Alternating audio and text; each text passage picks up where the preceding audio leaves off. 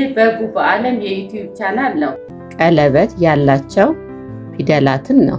ከባለ ሁለት እግር ፊደላት እንጀምራለን።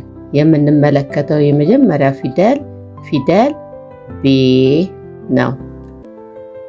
በ፣ ቡ፣ ቢ፣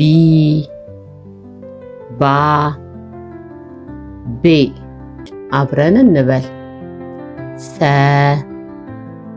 ሱ፣ ሲ፣ ሳ፣ ሴ። ሼ፣ ሸ፣ ሹ፣ ሺ፣ ሻ፣ ሼ።